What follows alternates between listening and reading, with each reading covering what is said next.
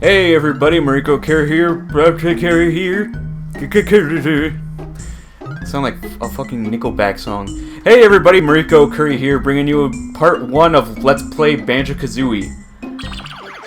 In this part, we're going to head out into Mumbo's Mountain and see if we can actually. Trying to exit out of the camera. I'm still getting used to Xbox controls instead of N64 controls. Usually it's the other way around, but whatever. Anyways, let's head into Mumbo's Mountain by completely missing the door.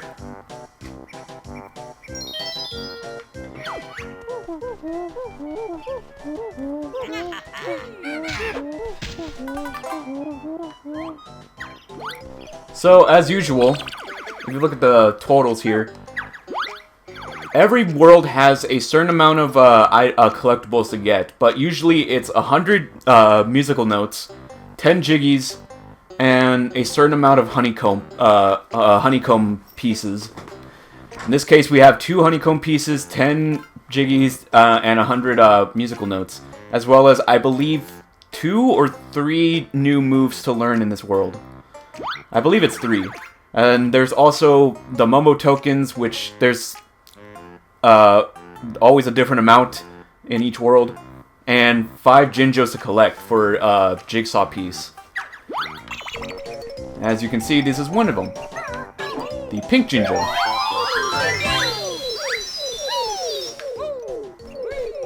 Oh, I haven't one.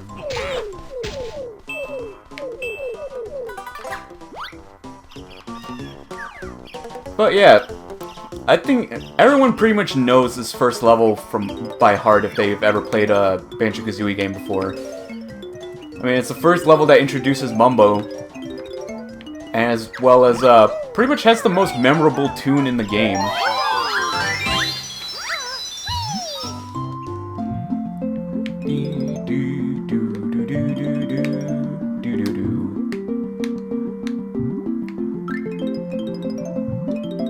Yeah, growing up with this game, I mostly learned, oh, there's a seashell down here.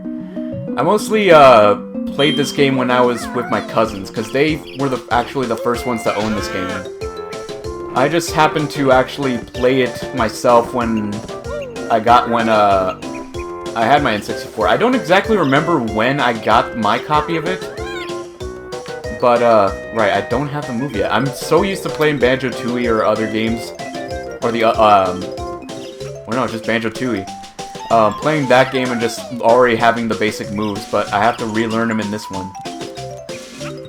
But, might as well just get it first, so that way we get it out of the way.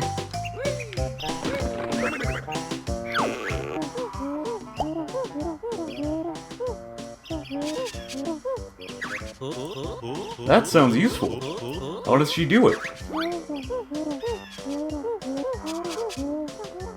Blah blah blah. I'm gonna speed through this a little bit more.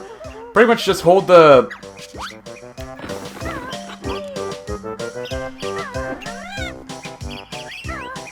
Okay, maybe I might have needed controls. Yeah, I might have needed the controls. I kind of... Again, That was slow to the challenge, hold the correct trigger and then press the left. Oh, okay, yeah. There we go. Again, this is kind of a combination of getting used to the Xbox controls as well as getting used to the, to having to relearn, abilities again.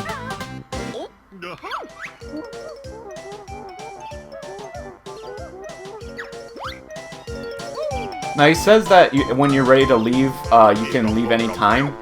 And he is right about that, but one thing that isn't mentioned in this, mainly because, you know, they're not supposed to mention anything about Nintendo, is that the N64 version of this game, all the notes that you collected, as well as I think the Jinjos, I'm not sure if it was them as well, but all the notes that you collected in this world would disappear or be resetted as soon as you leave the world.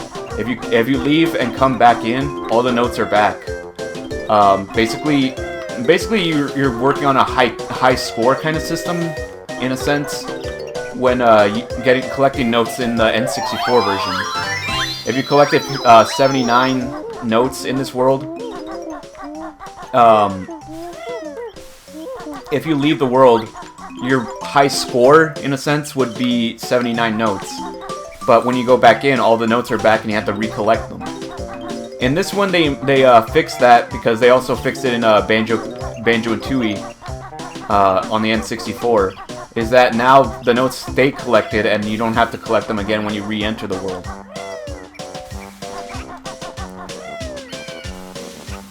Right, I forgot about that one. I forgot that that mountain is too steep for even the Talatrot to walk on.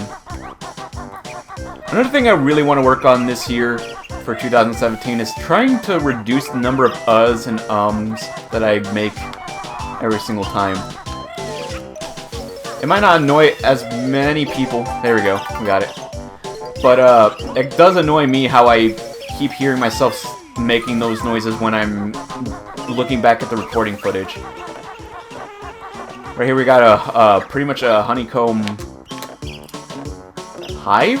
Yeah, hive. Honeycomb hive. That we can just break to get easy 3 honeycombs in case we run low on health. Besides that, I think... Oh yeah, about the notes. I didn't really mention that, but I think Bottles did while I was talking. The notes... Actually, we need to go get some eggs from over there. The notes basically work as currency, kind of, for Bottles. Depending on how many notes you have, he'll will determine if he will teach you a move or not. You have to have a certain amount of notes in order for him to teach you a move. Right here we have Klungo, who's... Instead of bananas, he's throwing oranges. We gotta make him drop them right on the orange platforms. We find his gold, or in this case, another Jiggy piece.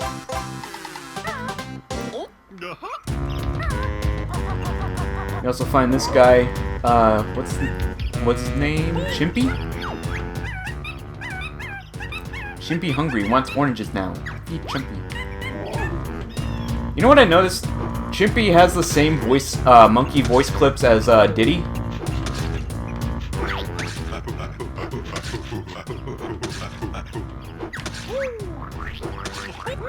I don't think there's a character in Donkey Kong Country that has the same voice as or not Donkey Kong Country, Donkey Kong 64 that has the same voice as Klungo.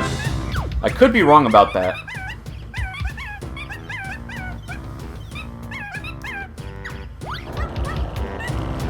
Again, I don't know why he wants an orange instead of a freaking banana, but I guess, I don't know, maybe Nintendo had a copyright on bananas. Or maybe the Donkey Kong series had a copyright on bananas. You know those Kongs, they don't want to share their bananas. But anyways, now that we're up here, we got some more eggs, but we still need to learn a new move in order to use them. So...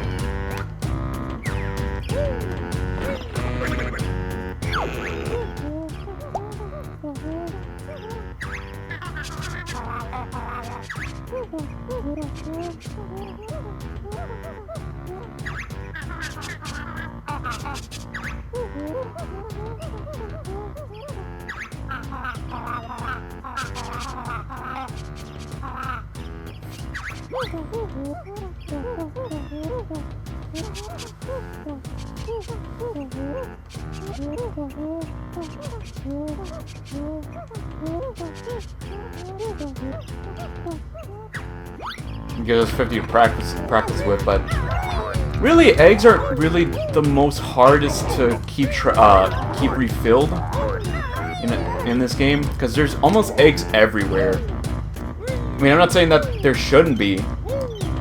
Oh, did we not? Yeah, we haven't learned to ground pound yet. I guess in a sense, both. What I was trying to do is like get the eggs first so we can take care of the totem pole near Mumbo's hut. But at the same time, we also need to learn the ground pound over here to get the Gruntilda button. Nice try. Oh man! Oh!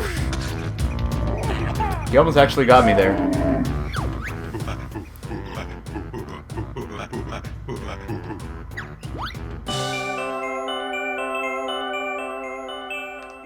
And with that, we got... What is this, number 4? Yep, number 4. So we're almost somewhat halfway done, and we're only 10 minutes in. Like I said, these levels are pretty fast if you know what you're doing. Anyways, we're gonna head back to Mumbo's hut, or pretty much Mumbo's like village, I guess, because the whole entire place isn't his. Whatever. But anyways, we're gonna head over here, and you might need to collect some more notes in order to learn the next move. I'm pretty sure we have to. Let me see.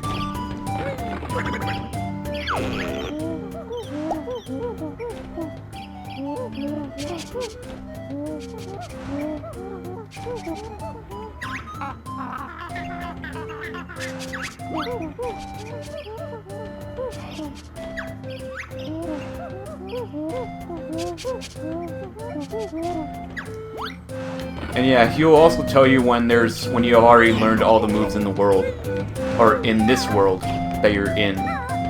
Let's get another one that's easily placed inside Mumbo's eye, giving him somewhat of a Sans kind of design or effect. But yeah, pretty much we now learn how to ground pound. We needed a mole to tell us how to ground pound, where a dinosaur with with the ability to shoot out infinite eggs is able to learn it immediately. Evolution. Anyways, let's get, we pretty much need to break all these huts, because one of them has a Jiggy, another one has an extra life, and one of them has an enemy that we almost got hit by. Oh, and also has a Jinjo. And another Jiggy, because we got the last Jinjo.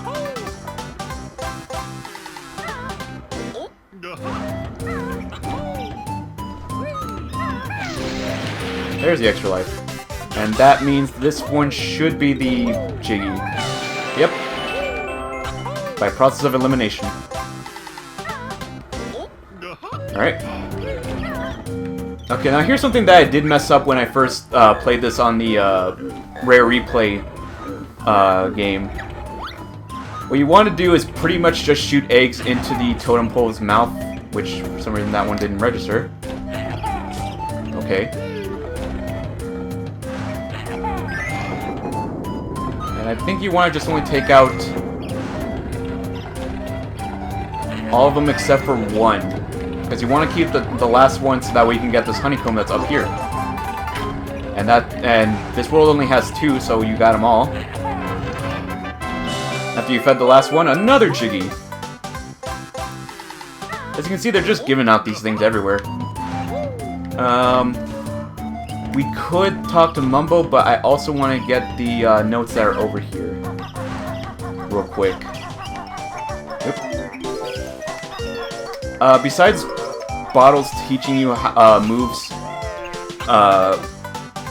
depending on how many notes you have, you also need to collect notes in order to get past note doors in the overworld, or basically the lair. Because there will be doors that have a certain number of notes that you need to have in order to go to the next world. Or, not next world, but next part of the lair. Or access to the other areas. Really, if you're collecting 100, almost 100, or all, yeah, almost 100. If you're collecting all 100 of the notes in each world every single time, you'll pretty much be able to open almost every door easily. In fact, there's a moment where there's going to be 2 note doors, and if you have all the notes from every world while you're progressing through it, you'll eventually get to the point where you can open both of them without having to go to another world in order to get more notes.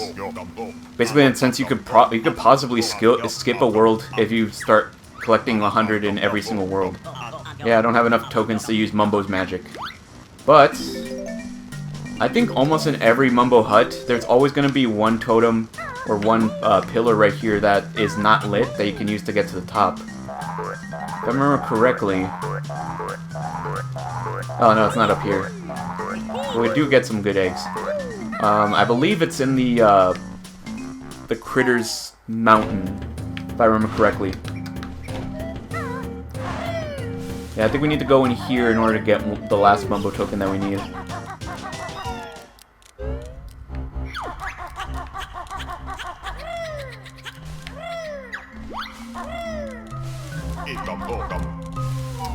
There we go.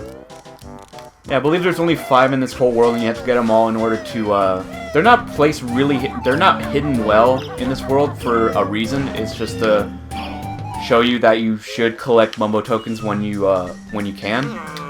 The only thing is that,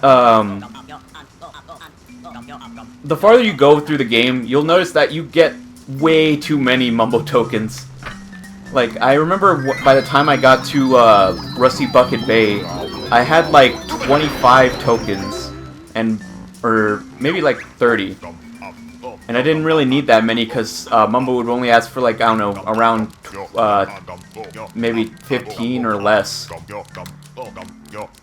Anyways, now that we were able to give Mumbo tokens, he transformed us into a critter. I think this was, no. Termite? I feel like they have a different name, like they got like a funny name for them. But so far I see it's, I think it's just a termite.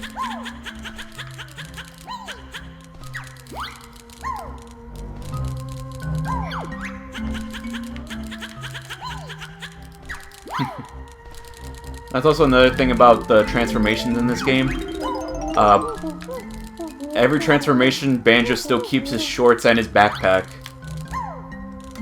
But they're just transformed to like fit the new transformation. I always remembered back then that this place was so hard to get through. Because I don't know, the jumps were kind of weird in this. Because you always feel like you're going to slide off, but you know that the whole point of the transformation is to allow you to climb on these things much more easier. But it just still felt like you were going to slide off easily from this thing. Pretty much you just been given the ability of Spider-Man. Anyways, another extra life. And we get to the very top up here. We get the last Jiggy in this world. Now, technically, it's not the last Jiggy. Because, well, actually, crap. I should have went to go press the button first and then do this. Let's see how fast we can do this. Because what we need to do is that we need Critter for later. But, well, we'll see how fast we can get through this, because we're about to hit that 20-minute mark. I actually want to get through this world like 100% before we end it off, so that way I can pretty much have like one world completed per video. I know that's not going to happen, because I know there's going to be worlds that have like a lot of stuff to do to get just one Jiggy. This one was just pretty simple to get through, but worlds I'm thinking of is like Bubble Gloop Swamp, Rusty Bucket Bay, and other worlds like that might take maybe 2 videos in order to get through. Anyways, what we need to do is get up here back to the Congo area, or Congo area. Was his name Clungo or Congo? I already forgotten. But anyways, we want to go back to this Gruntilda switch and ground pound on it to reveal that there's a puzzle piece outside. Now, technically, those jigsaw pieces are considered overworld jigsaws, as in like for total percentage kind of thing, or completion basically. But I kind of consider them as like the 11th jigsaw piece for each world, because they kind of just show up outside of the world's gate in order to after you press the switch. So I technically consider them to basically be part of this world's completion. I mean, why not?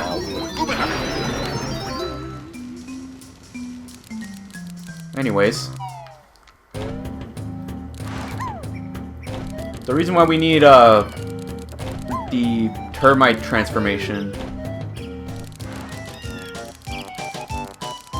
is because as soon as we leave this world, which we have 100% done, so we can pretty much leave with no worry, is because even with Calatrot, getting up here is not easy unless you have the transformation. So you pretty much have to have the transformation to reach this one.